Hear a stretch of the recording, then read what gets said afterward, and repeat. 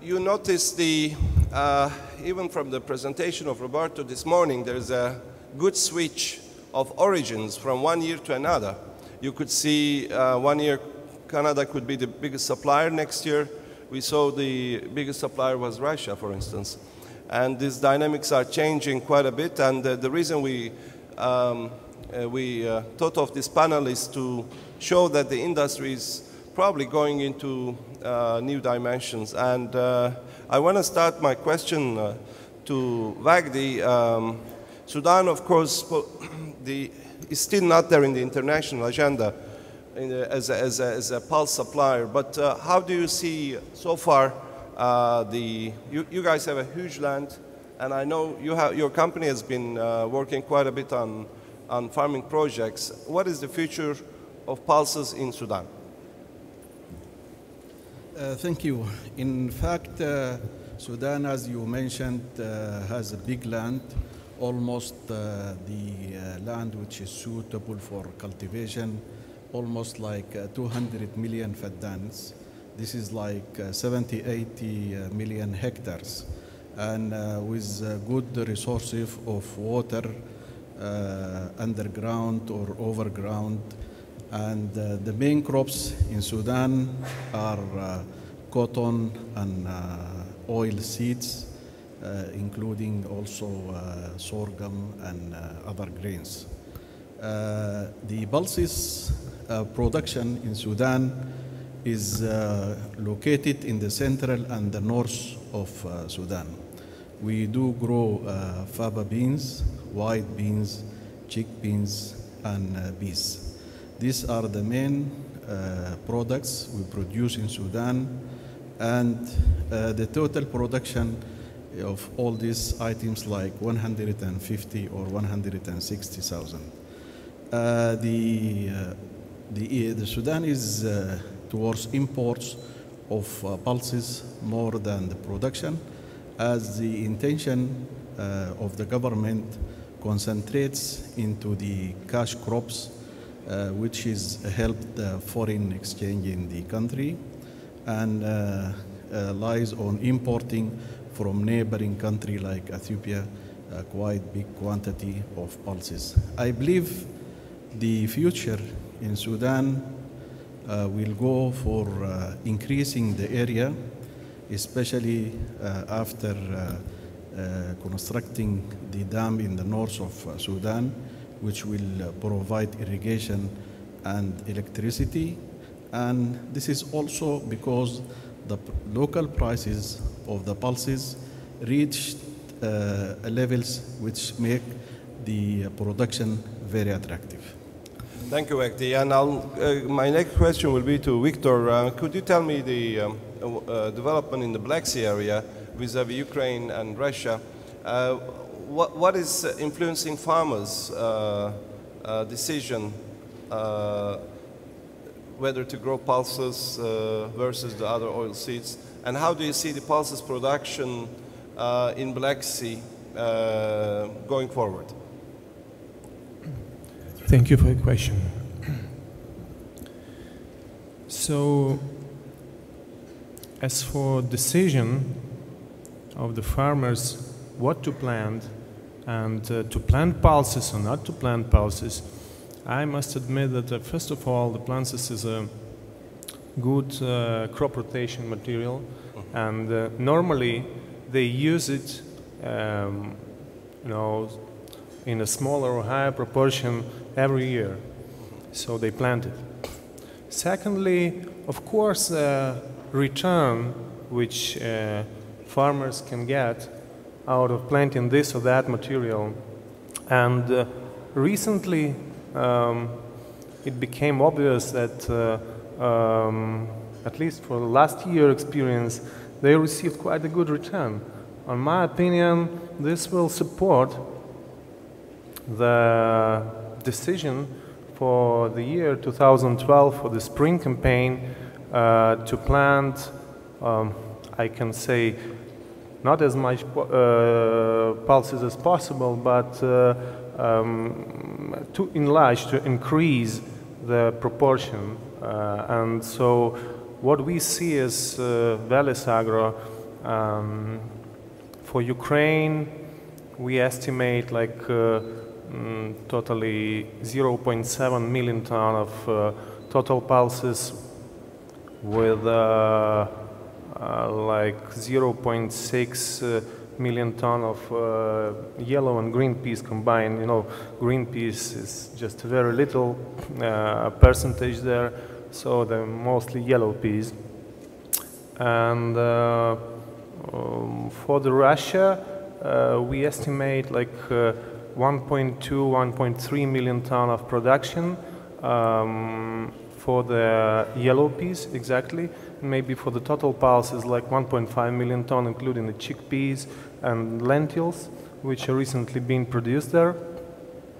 So, you know, for the Kazakhstan, unfortunately, there would be a decrease in lentils, in peas, because they have the early drought condition like they have now, the temperatures of 25, 27 degrees, and it's like early planting, but they estimate like after the good crop last year, they will receive the average or even a bad crop this year in Kazakhstan. So what it contributes in terms of export and domestic consumptions is like we estimate that the total amount of yellow peas which Ukraine and Russia would be able to export, to deliver for the international markets would be like about 1 million ton. And the rest would be? The rest would be the domestic consumption. Okay. Yeah. Okay, thank you very much. Mr. Doshi, your company is very active in East Africa, yeah? Talking about Tanzania, Mozambique, Malawi. Could you tell us a little bit, how do you see the pulse production and exports from these countries? And we have noted, as you mentioned, that ETG is having a very aggressive investment plan in India with a large splitting capacity.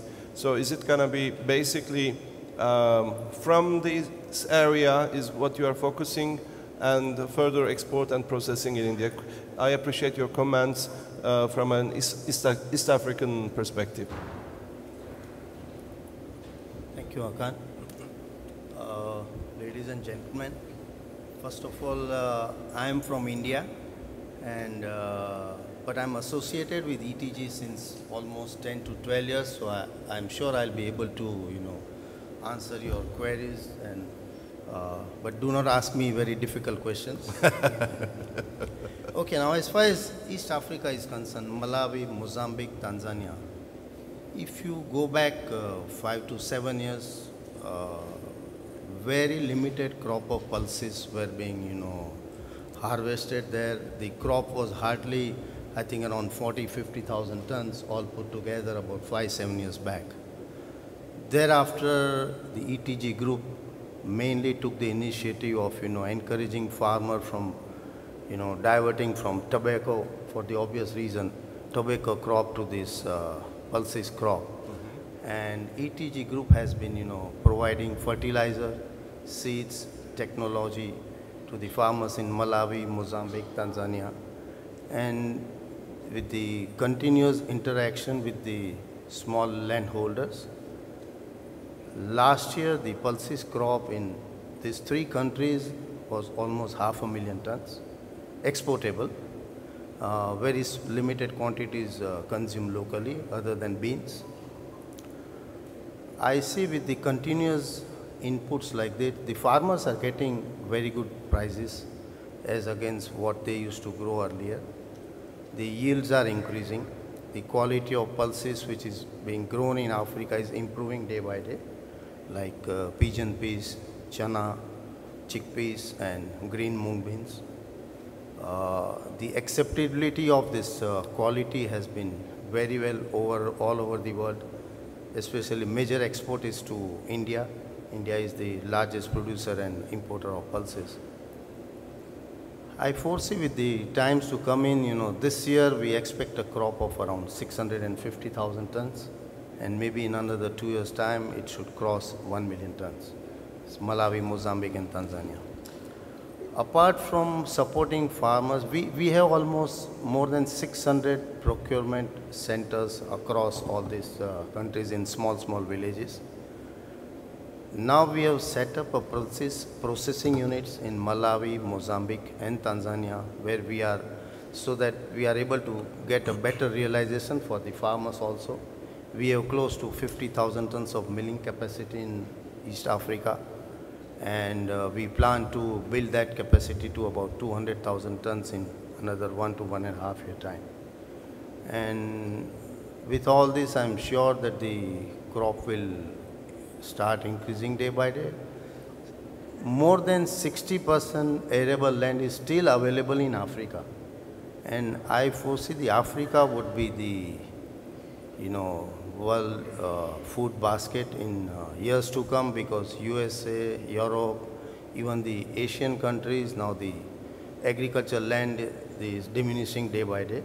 So ultimately I think we may have to look to Africa, and in times to come, Africa could be a major source of supply of pulses to the whole of world. Well, thank you very much, Mr. Doshi. Yilma, Ethiopia has a very interesting agriculture policy, and your government is very active supporting the farmers. When we look at the almost all agri-products, we see a sustainable increase of production. Now, could you elaborate this from a pulses point of view? How do you see the pulse production in terms of a sustainability point of view? Because we know there are some projects that PepsiCo is doing in Ethiopia, and recently Mr. Bill Gates was there in Ethiopia supporting small family farming projects. So I appreciate your input from a pulse perspective. Thank you, Mr. Hakan. First of all, I'd like to thank the CICILS to organize this wonderful event, and Mr. Hakan to give us a chance as Ethiopia to participate in this wonderful conference and panel. As the topic says, Ethiopia is actually an emerging economy, an emerging agricultural product origin. We have been, in fact, with 80 million population, almost 80% of the population is engaged in farming. So you can see that Ethiopia is an agrarian economy, which is heading to industrial level by 2020 as a very aggressive new strategic plan we have within the coming 5 to 7 years. Recently, Ethiopia is producing more than 2 million tons of different kind of pulses, almost using 139 hectares of land to cultivate different kind of pulses. Recently, with the government different initiative to increase the productivity and quality improvement, with the product we are supplying to the international market. We have been having different, the government having different programs and different projects, in fact, to do, to support the farmers by supplying better seeds, by increasing the quality of products, using the research centers in the country. Right now we have also developed different kind of seeds for in the pulses sector. For example, in chickpeas, we have a new seed coming up. Previously we've been producing a very small size, which is 7 mm. In coming 1 year or two, you'll be seeing Ethiopia producing a larger chickpeas, like 10, 11 mm, and entering into the international market very easily. The country really have been testing the international market and learn which products have been receiving good responses from the international market. And based on these responses, we have been developing different kind of pulses to be supplied to the international market. In recent years, we have seen different projects coming up, which, as you mentioned, Gates Foundation is also involved in supporting our farmers in developing quality products and the productivity. Ethiopia is almost, I mean, the commercial farming is very much limited. We have a lot of smallholders, and commercial farming is very much supported by the Ethiopian government.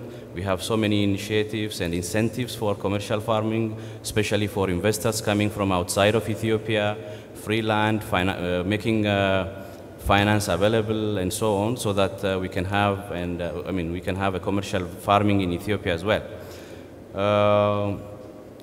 To increase the quality improvement, Ethiopia have done a lot of work.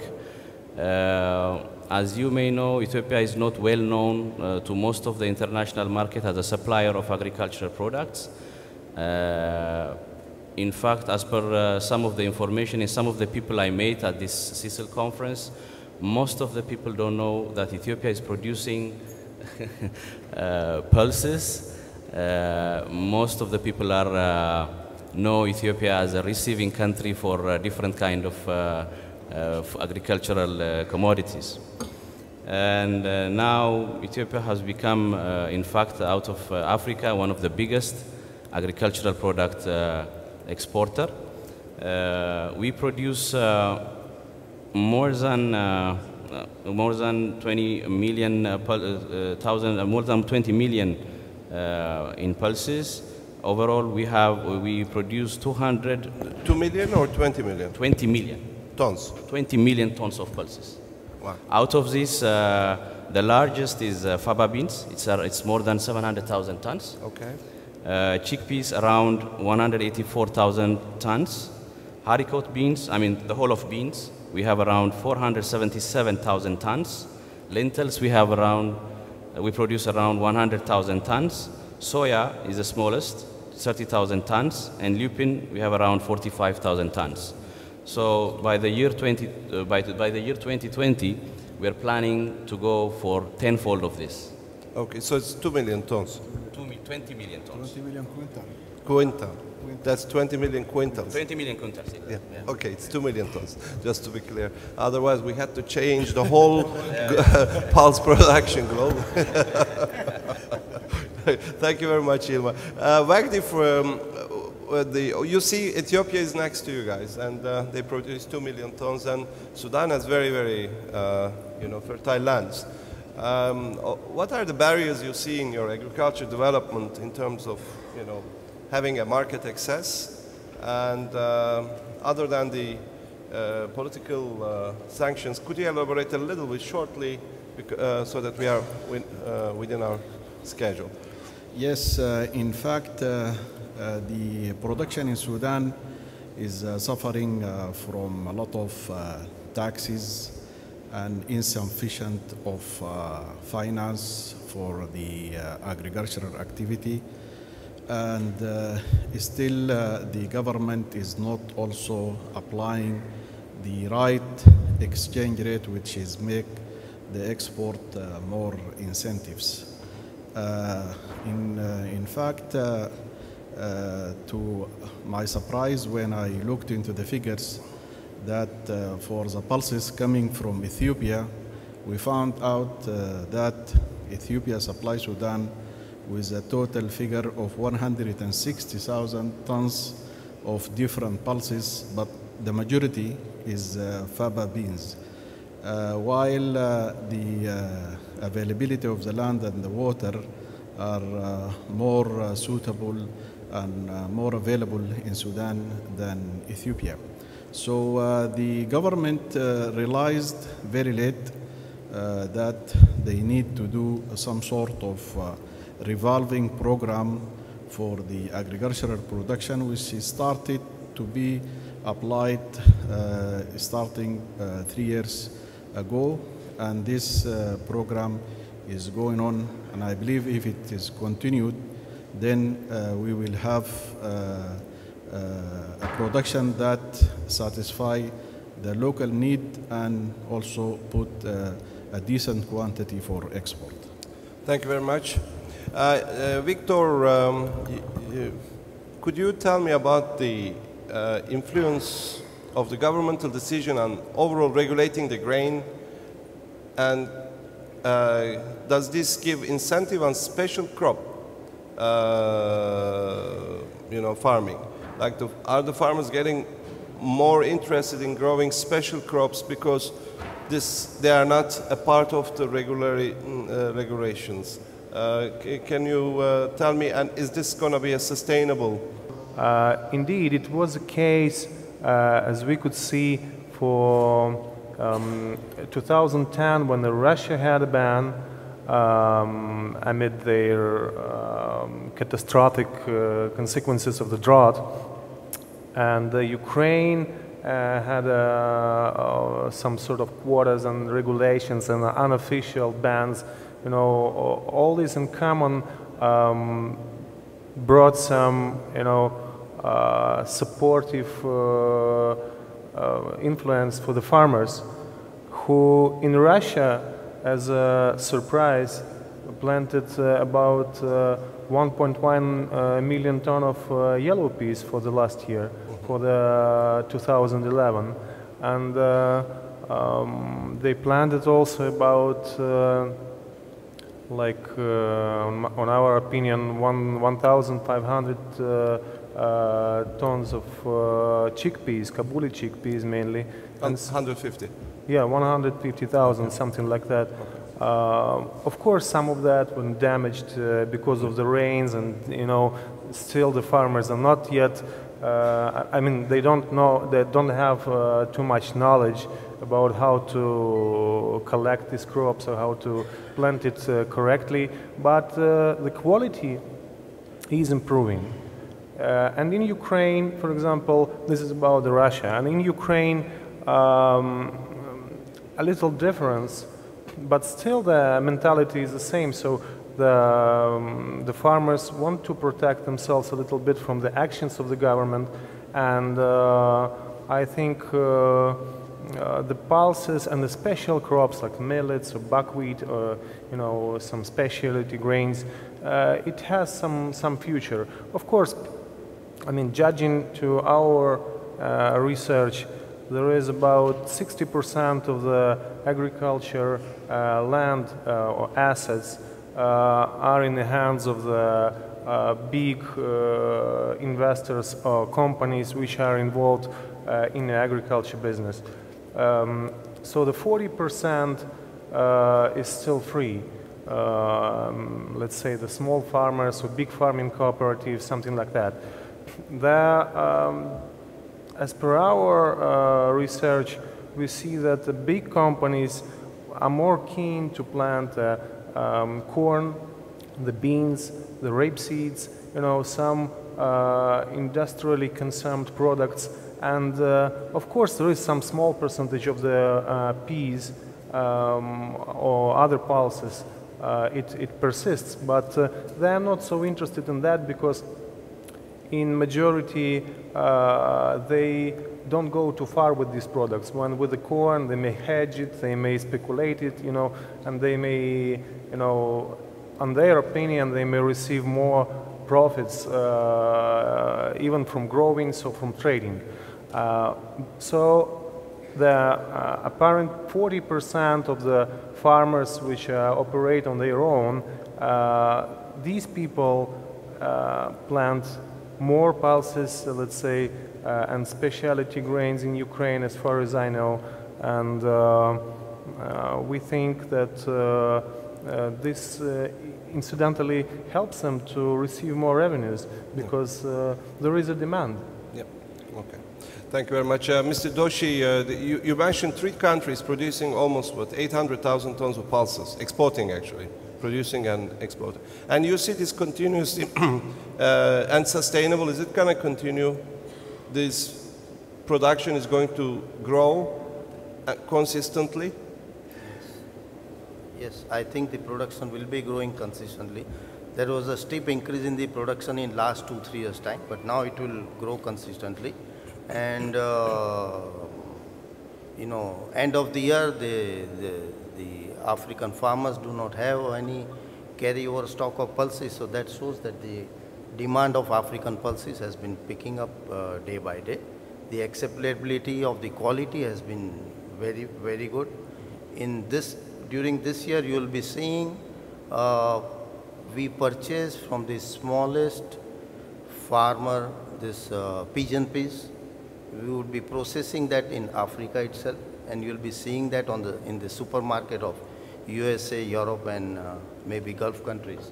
So it's farm gate to the supermarket. That is our business model. I understand. And about India, you were asking. So India, we are putting up again pulses processing plant across India. Current year, we have plans to put up about 100,000 tons of pulses processing. And by 2013, and we will be having a capacity of about 250 to 300,000 tons of pulses processing in India. The pulses will be imported mainly from Africa, Myanmar, Canada, and that will be catering to the local market within India. Okay, thank you. Yilma, you talked about this big chickpeas, the big size, okay? I mean, we had probably 8 Mexicans and 800 buyers in this conference for this big size. Yeah. So I'm very happy to see that we have a new alternative coming up. You see these developments, all this from a sustainability point of view. Can we count Ethiopia as a reliable, consistent, and sustainable supplier, increasing the production and being in the export markets all the time? First of all, just to correct my initial figures, the 20 million is the total crop of Ethiopian production. Oh, okay. Yeah, including the oilseeds, the pulses, and the cereals. Right now, the initiative taken by the Ethiopian government improving the seed qualities of different crops is not only for chickpeas. I mentioned chickpeas as an example, but we'll be having also different better seeds, bigger seeds for white pea beans, which currently we have only the small, almost 600 counts per 100 gram, the small white pea beans, red beans, speckled beans, especially the speckled beans, the light speckled beans, the sugar beans. In fact, in this conference as well, I met a lot of people who are very much interested in that. Ethiopia is also producing that, but not in a very large volume. It's very, very small. Now we have seen the potential. I'm sure that will also grow. But you can be very much sure that Ethiopia can be a very consistent, sustainable in supplying these products. Ethiopia have now learned and seen that the whole international market demand towards the different products of pulses. And we are developing in having the better seeds and productivity. As I told you earlier, as I mentioned earlier, we'll be having, the plan is, the strategic plan is by 2017 or up to 2020 to have all these things by tenfold. Very good. Thank you. Well, thank you very much, Yilma. Well, the whole idea behind this panel, as I mentioned in the beginning, is really to show the industry members that the dynamics of the trade is shifting very, very quickly. I mean, Turkey being the hub of pulses, the largest exporter of pulses many years ago, has turned into a net importer. And we see these meat-eating nations that I'm working closely with my board members. Sorry, excuse my word, but these meat-consuming nations producing the largest vegetable proteins. And we hope to see that all these efforts on developing the consumption in that area will also go along. And now we see Black Sea is coming as a fast and sustainable exporter. And we see the African countries are coming up. So the whole idea behind this panel was to show you guys that, yes, things are changing, dynamics are changing. What we see today as an exporter, you could see them tomorrow as an importer. And you could see Ethiopia, you know, because of this famine for many years, and now is producing and they're exporting. They're producing 20 million tons of agri-products and 2 million tons of pulse production. So, and things are changing. So you guys just be aware about it. And the whole idea behind this panel was to put it in front of you.